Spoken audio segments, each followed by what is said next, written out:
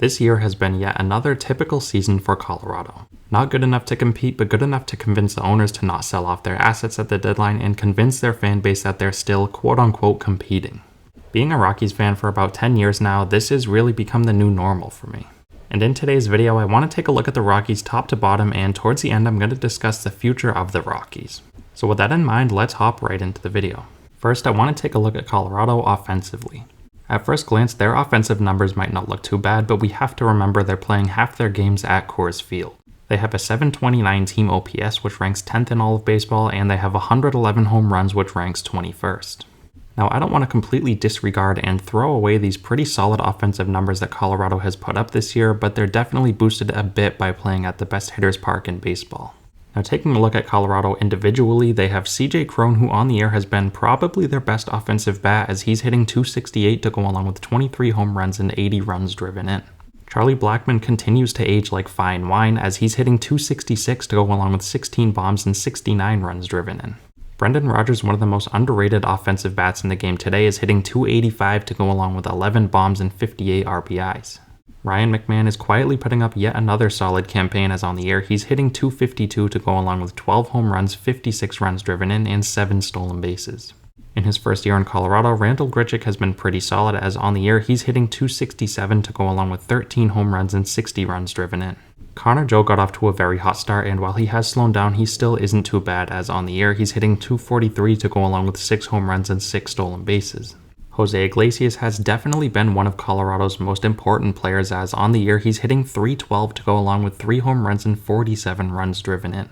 As for the catcher position, Elias Diaz is mainly the starting catcher, but Brian Serven has been getting some playing time due to Diaz being injured. Both of these catchers haven't been too bad, as on the year they have 6 home runs each and can provide you with some pretty solid defense behind the plate. And I also want to quickly mention the utility/bench bats that they have in Jonathan Daza, Garrett Hampson, and Sam Hilliard. I would say Jonathan Daza has been the best out of these three, and then followed up by Hampson and Sam Hilliard, who really hasn't had a good year. And lastly, I want to go over Chris Bryant, who has been injured for the majority of the season and is currently on the IL with a foot injury. Obviously, he was a huge offseason pickup. They signed him to a huge deal, and they expected much more from him at this point. I don't want to blame Chris Bryant, you really can't predict injuries, but when he has been healthy, he's been pretty solid, as on the year he's hitting .306 to go along with 5 home runs. But you would definitely like to see Bryant on the field more consistently at this point with all the money he is getting paid.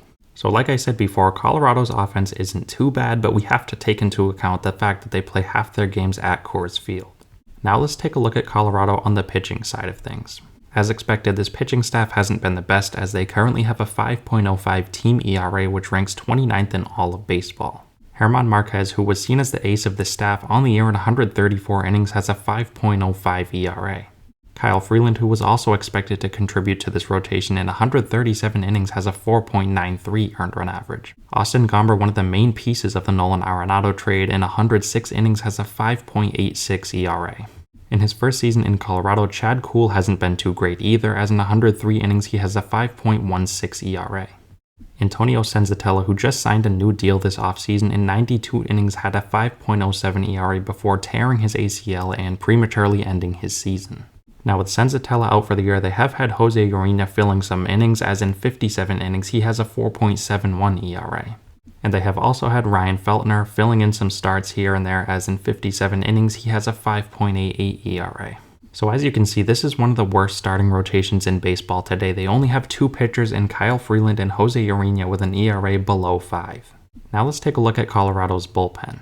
Daniel Bard has been a pleasant surprise, as in the closer role this year in 44 innings he has 25 saves to go along with a 2.27 ERA and 50 strikeouts. Being a Rockies fan and even a baseball fan in general, you love to see Daniel Bard pitching so well, considering he was out of baseball for nearly a decade. He just signed a new deal this year, and I'm really happy for Bard, and I really hope he does continue his great play.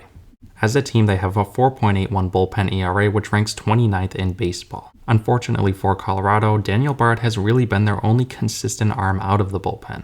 Carlos Estevez has been alright, as in 45 innings he has a 3.83 ERA. Tyler Kinley was producing, as unfortunately before suffering a season-ending elbow injury, in 24 innings had a .75 ERA. And outside of those 3 relievers I just mentioned, they don't have a single reliever with a sub-5 ERA. So this bullpen has been really, really bad. So now that we looked at Colorado as a whole, I want to take a look at their future. As we stand today, Colorado sits at 53-70, which is good for last place in the NL West. They're not going anywhere this year, and with how bad they've been over the past couple seasons, you would think they have a very bright future. Now they do have some exciting young talent on the way, as they have 4 top 100 prospects in baseball. They have Zach Veen, Ezequiel Tovar, Adail Amador, and Drew Romo.